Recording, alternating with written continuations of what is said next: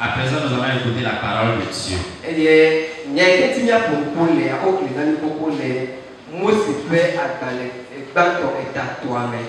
Et ce que le thème dont nous allons parler ce matin nous est déjà lu dans Genèse chapitre 3.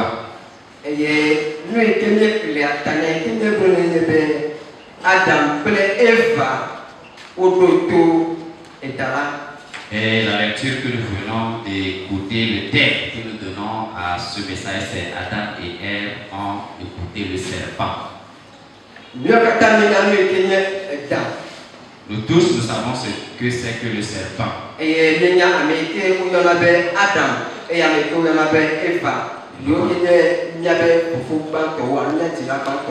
Et nous connaissons également celui qui est Adam et Ève, ceux qui sont nos premiers parents. Voilà, nous réclamons tout ici, nous et dans la lecture, nous allons voir clairement qu'il y a eu quelque chose qui s'est passé entre ces trois êtres.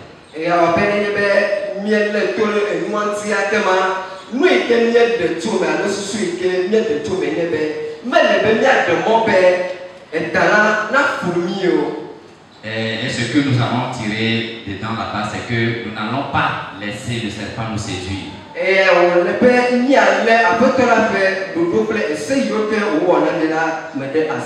Et nous allons tout faire pour avoir les prescriptions de l'Éternel. Amen.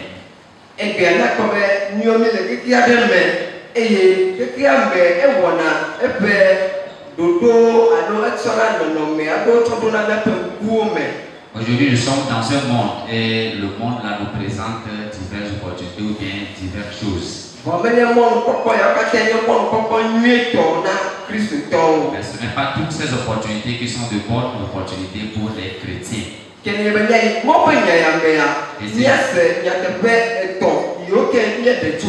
Et si nous allons aller dans ce message, nous allons voir trois carrefours, bien trois vérités.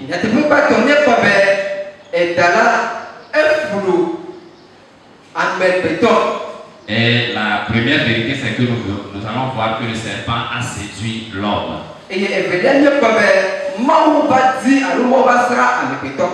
Et la deuxième vérité, c'est que nous allons voir que Dieu rend visite à l'homme.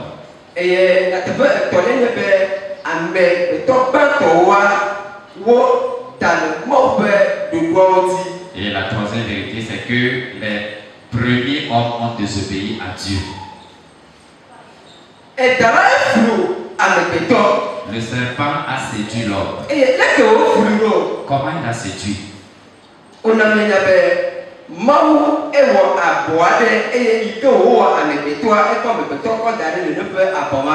On nous a dit que Dieu a créé quelque part où il y a un jardin et il a déposé, il a mis l'homme au centre de ce jardin. Et on a appelé ce jardin le jardin d'Éden.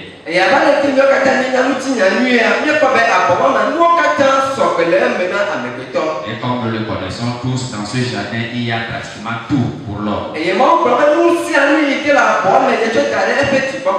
Et Dieu a mis tout ça à la surveillance de l'homme.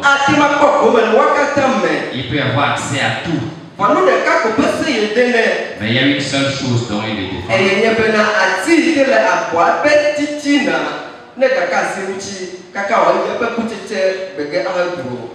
C'est qu'il ne doit pas manger du fruit de l'arbre qui est au milieu du jardin. Et l'homme aussi a exécuté ça, il marchait sur ça.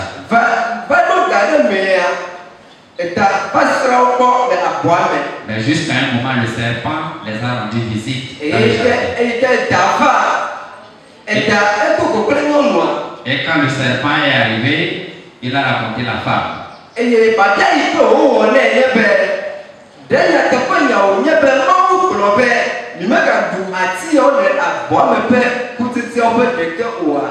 Et la question que le serpent a posée à la femme, c'est que est-il vrai que Dieu a dit de ne pas manger les fruits de ce jardin?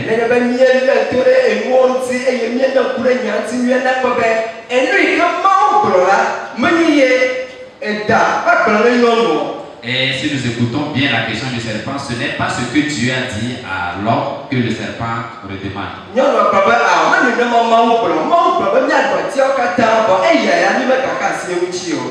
Et la femme a dit, ce n'est pas ce que Dieu a dit. Dieu a dit que nous pouvons manger de tous les fruits du jardin, sauf celui-ci, de ne même pas toucher.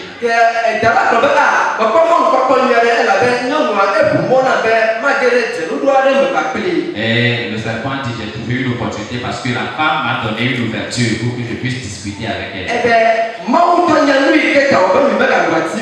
Et dit, Dieu même sait pourquoi il vous défend de ne pas manger. Parce que si vous mangez ça, vos yeux seront ouverts. Et vous allez devenir comme Dieu lui-même. Et quand la femme a écouté tout ceci, la femme a commencé par réfléchir à propos. Et quand il est arrivé auprès de l'arbre, il a regardé, elle a bien observé l'arbre. Et elle a vu que l'arbre était joli, vraiment beau. Et il dit, si je mange le fruit là, je suis sûr que ce serait doux. Et elle a goûté. Et elle a donné aussi à l'homme. Mes chers frères, quels sont les commandements que Dieu nous a donnés? Comment nous observons ces lois? Comment Satan nous dit? Qu'est-ce que Satan nous dit à propos de ces lois?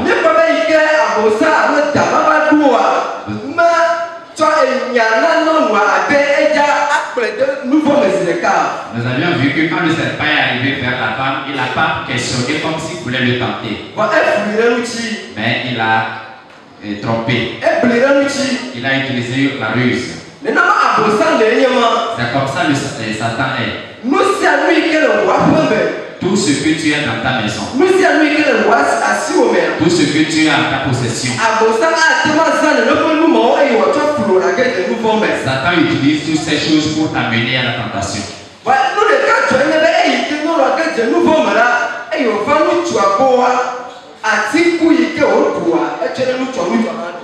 Et ce qu'il y a aussi depuis là-bas, c'est que quand la femme a goûté au fruit, il a donné aussi à l'homme et l'homme aussi a mangé.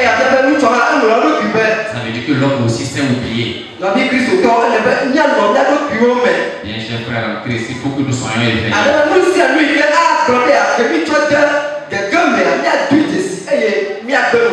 Afin que toutes choses qui peuvent nous amener en tentation, que nous les évitons.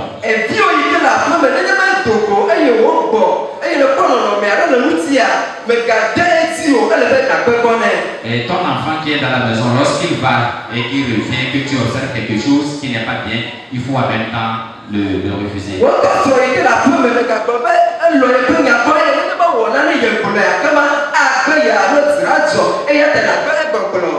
Ton conjoint ou ta conjointe qui est avec toi à la maison, lorsque tu observes quelque chose qui ne marche pas, il faut en même temps l'interdire.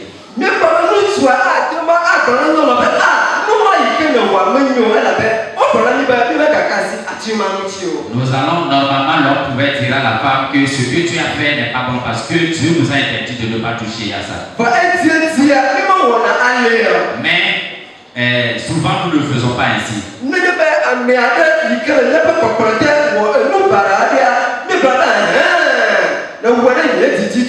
Si quelqu'un qui est sous notre domination fait quelque chose de mauvais, au lieu de le défendre, nous l'encourageons plutôt.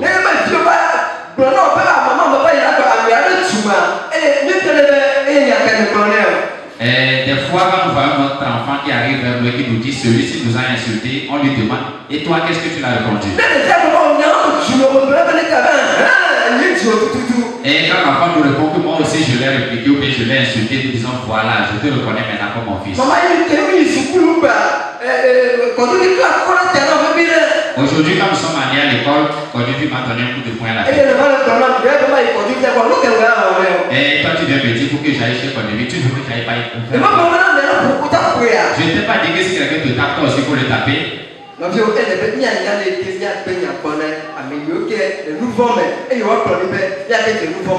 Il faut que nous sachions comment empêcher certains de rentrer dans le péché ou bien comment laisser certains nous amener à rentrer aussi dans le péché.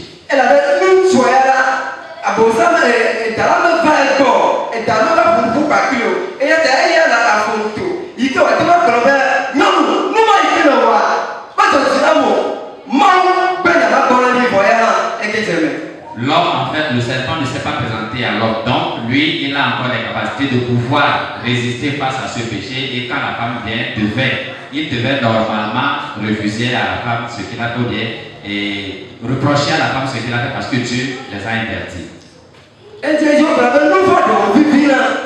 Souvent, on dit que le péché est bon. Le péché est doux. Le péché est doux.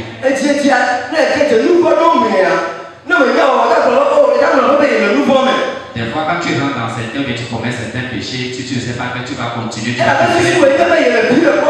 Parce que pour toi, tu trouves davantage.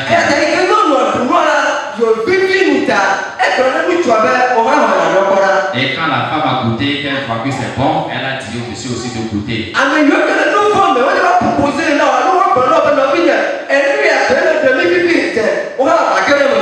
Tous ceux qui sont dans le péché viendront à nous et vont nous dire, voilà, c'est ça là qui vous aide maintenant. Toi aussi, viens essayer. Elle avait, mais quand on se fait là,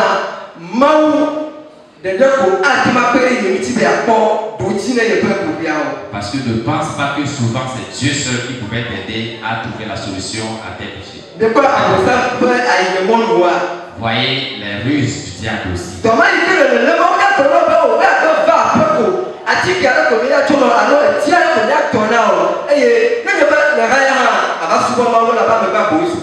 Cette maladie qui te traumatise, on te dira, reviens au village, on te donnera une potion et lorsque tu seras guéri, tu reviendras servir Dieu.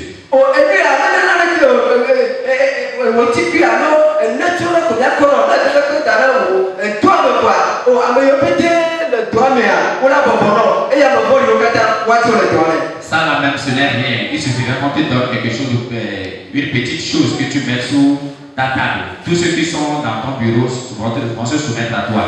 Et quand tu ne connais pas ton Dieu, tu diras que ça, ce n'est pas la. Et quand je fais ceci, je n'ai pas encore offensé Dieu. Et jusqu'à ce que tu saches, c'est arrivé au bout. Parce que Satan a utilisé et il t'a trompé. Frère, à chaque fois, il faut que nous nous souvenons des ordonnances que Dieu nous a données. Qu'est-ce que la parole de Dieu nous dit? Et il faut comparer ça avec ce que la personne te dit. Quand Satan est venu à Jésus pour venir le tenter, il a utilisé la parole de Dieu. Et il a manipulé la parole. Afin que quand il présentera la parole à Dieu, à Jésus, Jésus tombera dans ses pieds. Mais quand Jésus-Christ, étant donné que Jésus-Christ même étant est la parole, il a su le vaincre.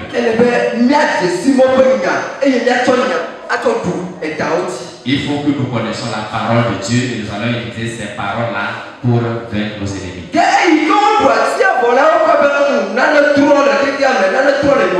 Et quand ils ont fini de manger le fruit, ils ont senti quelque chose en eux. Ce n'est pas la façon dont ils étaient avant qu'ils sont maintenant. Et c'est pourquoi ils sont allés se cacher dans l'intention que Dieu ne les trouve pas. Et quand Jésus est arrivé dans le jardin, là où il est rencontré d'habitude, il ne les a pas trouvés là-bas.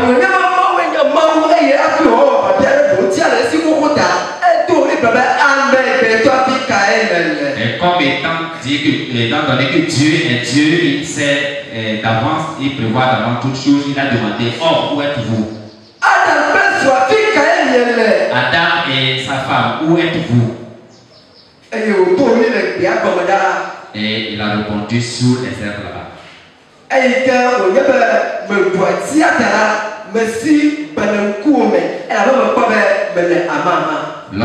Comme j'ai mangé du fruit, alors je me suis caché parce que je sais que je suis nu. Parce que Dieu savait qu'ils ont mangé le fruit. Alléluia. Amen. Alléluia. Amen. Alléluia. Amen. Où es-tu ce matin? Où te caches-tu ce matin? Où est-ce que ton cœur est ce matin? Ta pensée ce matin? Ta personnalité où tu es? Peut-être que tu es parmi nous, mais tu n'es pas là. Parce que ta pensée c'est que tu es loin de Dieu. Ta pensée c'est que tu es caché pour Dieu. Tu es caché devant Dieu. Et Dieu ne voit pas au fond de toi. Mais Dieu te voit ce matin. Dieu sait où tu es ce matin. Si c'est vrai que tu es ici avec ta personnalité, Dieu sait.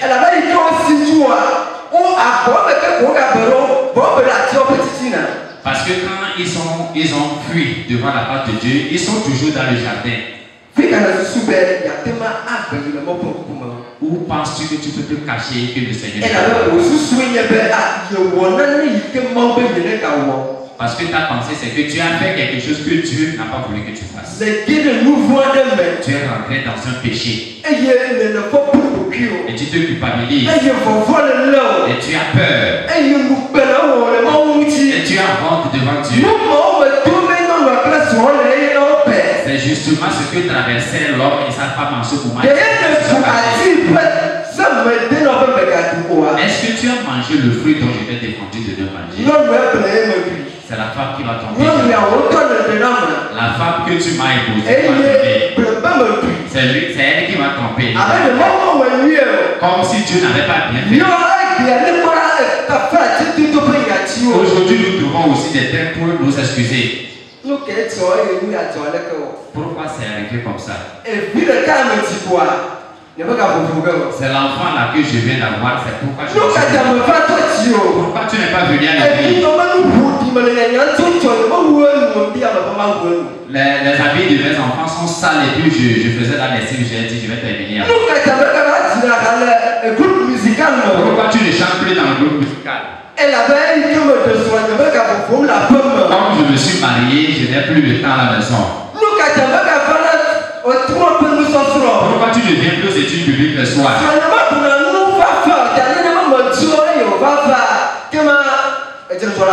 Mon mari ne mange pas ce qui est froid, donc si je pars avant son arrivée, là, il y a un problème à la maison. Je ne quitte pas vite le boulot, c'est pourquoi je ne passe pas, je ne viens pas ici les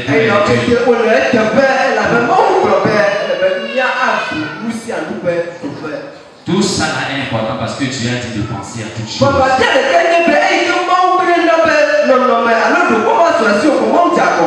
Donc, mais la question qui reste à poser, c'est que quand Dieu t'a donné l'opportunité, Dieu t'a donné le boulot, donc il a mal fait. Parce qu'il est en train de dire à Dieu que si c'est que tu n'as pas mis la femme là devant moi ou à côté de moi, je n'allais pas pécher. Parce que quand j'étais seul, il n'y avait pas eu ce problème entre nous avant. Alléluia. Alléluia.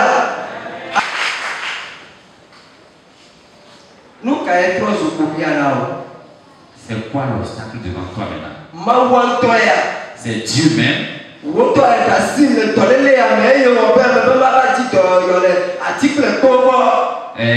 C'est parce que Dieu m'a laissé, mais Dieu m'a laissé dans cette maladie. C'est pourquoi je suis allé pour chercher la guérison à côté ou bien ailleurs. Pourquoi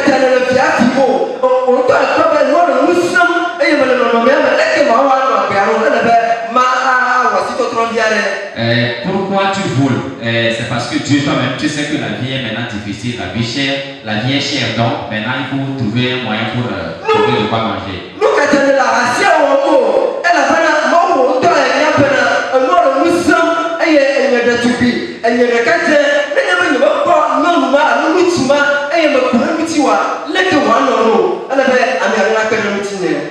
tu fais la fornication?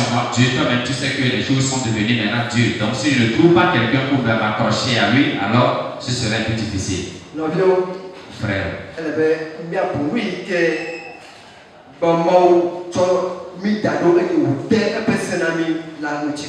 Il faut que nous réfléchissions à propos de ce que Dieu nous a donné, mais là où Dieu nous a mis les ordonnances, qui nous a les prescriptions qu'il nous a données. Et voyons si nous sommes dans ces conditions. Ce matin, le Seigneur t'interpelle. Où es-tu? Où es-tu? Si tu sais que tu es auprès de Dieu, alors il t'envoie aussi ce matin d'aller demander à quelqu'un, il est où?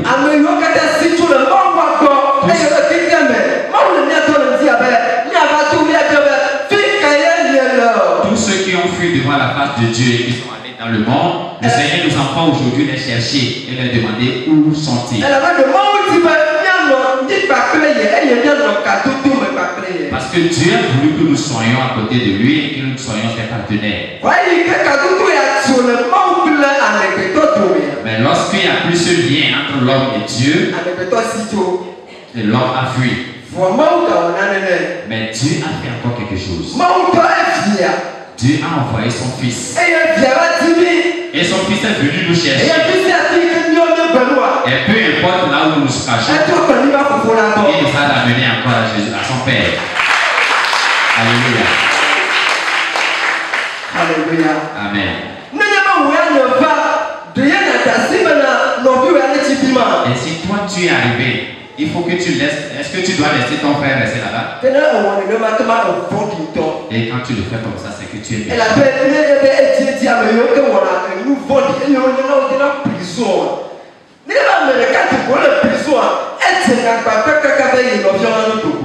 Parce que même ceux qui sont des criminels et qu'on les enferme, quand ils sont en prison, lorsqu'un est libéré, il fait tout pour libérer ses autres amis aussi. Et toi, ceux qui sont encore dans les prisons du diable, est-ce que tu vas les laisser là-bas? Il faut aller les chercher. Le Seigneur t'envoie ce matin.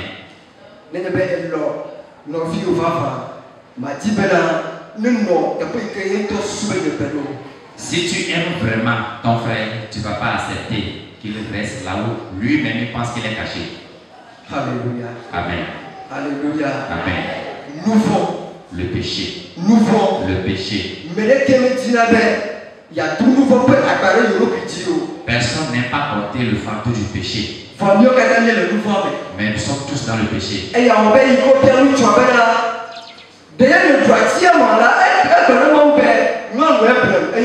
C'est pourquoi quand on a demandé à l'homme, est-ce que tu as mangé aussi le fruit? Il a dit, c'est la femme qui m'a trompé, j'ai mangé. Parce qu'il veut porter le fardeau à la femme. La femme à son tour dit, c'est le serpent qui m'a trompé et j'ai mangé. Qui te trompe? Mon frère, qui te trompe là où tu es? Dans tes relations, qui te trompe? Parmi tes amis, qui te trompe? Dans ta famille, qui te trompe? Si tu reconnais vraiment cette personne,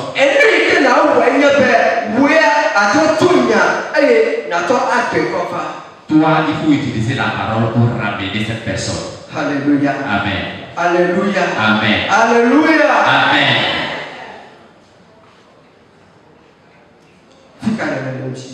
Où es-tu ce matin?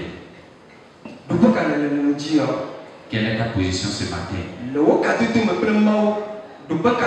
Dans ta relation avec Dieu, où es-tu ce matin? Et la façon dont tu étais avec le Seigneur avant, est-ce que la relation est toujours comme ça? Si ce n'est pas comme ça, il faut rechercher, mais il faut retourner maintenant à la base. Et cette base, c'est de retourner vers le Seigneur Jésus-Christ, de lui demander pardon et il va te pardonner.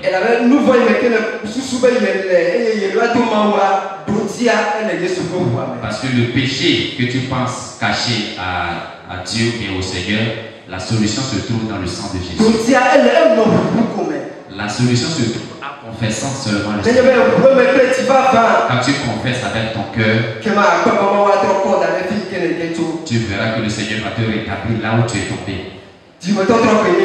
C'est la conversion qui est bonne. Alléluia. Amen. Alléluia. Amen. Alléluia. Amen.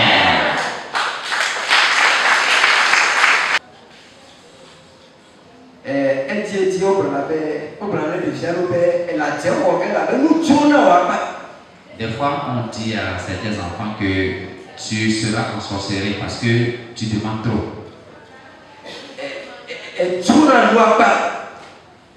Tu convoites trop.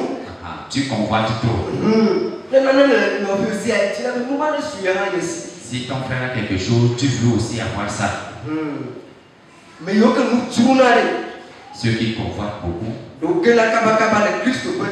ils tombent vite dans la marche avec le Seigneur. Ceux qui convoitent beaucoup, je veux avoir ceci, je veux être comme ceci, on a qu'à m'appeler comme ça, c'est moi qu'on va appeler. Quand tu ne sais pas faire, tu vas tomber, tu vas chuter rapidement.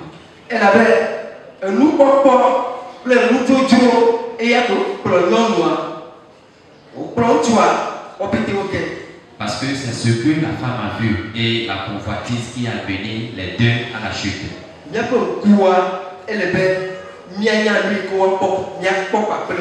Nos yeux, il faut que nous sachions quoi regarder avec. Ce n'est pas tout qu'il faut voir. Il y a certaines choses, lorsque tes yeux le racontent en même temps, il faut que tu te tournes.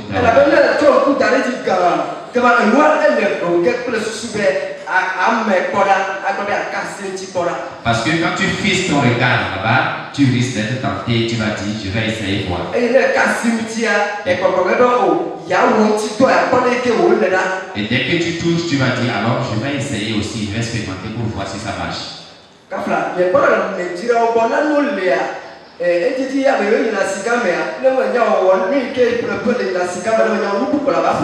Et souvent quand vous observez avec les vendeurs à Oussa, quand vous allez au marché pour payer, si vous ne savez pas faire ce que l'objectif pour lequel vous êtes allé au marché, vous allez utiliser l'argent pour payer.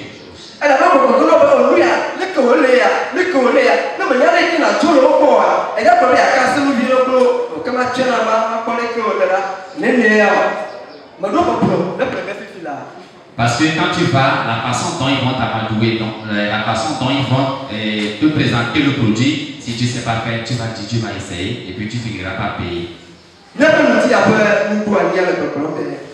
Notre principe de ce matin nous dit,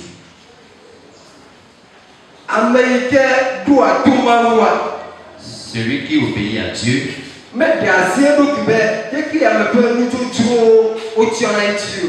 ne se laisse pas influencer par le monde. Celui qui écoute Dieu ne se laisse pas influencer par les choses de ce monde. Il faut que tu obéisses à ton Dieu. Il faut obéir à la parole de ton Dieu. Et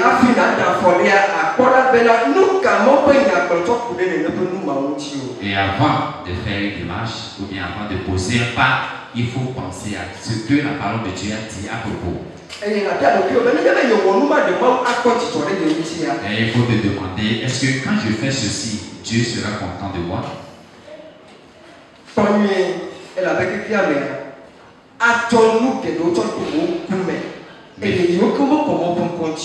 Méfie-toi parce que le monde va te présenter beaucoup de choses qui n'honorent pas forcément Dieu. Mais Dieu te donne le choix. Dieu ne t'oblige pas. Ce qui te plaît, il faut le choisir. Mais il faut choisir le bien. Il faut choisir ce qui est meilleur.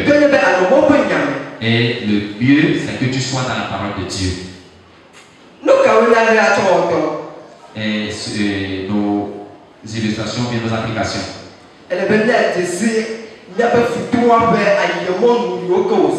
Il faut que nous reconnaissions et que nous identifions les stratégies de l'ennemi. Et si nous reconnaissons ces stratégies, nous allons éviter ces pièges.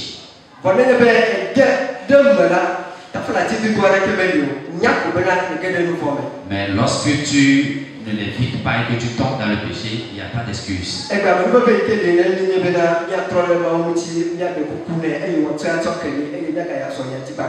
Et la bonne voie pour nous de rétablir Dieu, c'est de nous approcher de Dieu et de lui demander pardon. Mais ça ne nous donne pas l'opportunité de continuer ainsi.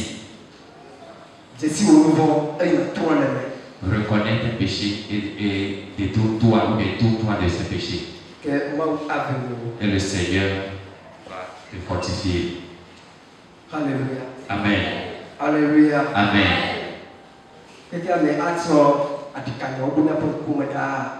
Le monde nous présentera toujours ces défis.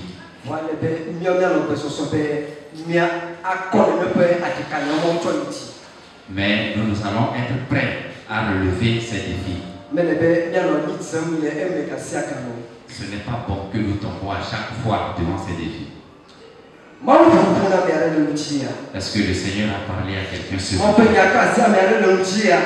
La parole de Dieu a touché quelqu'un ce matin. Moi personnellement, la parole de Dieu m'a touché. Depuis le moment où on a commencé par lire la parole, le message, depuis que je lisais la parole de Dieu que nous prêchons, et quand je préparais le message,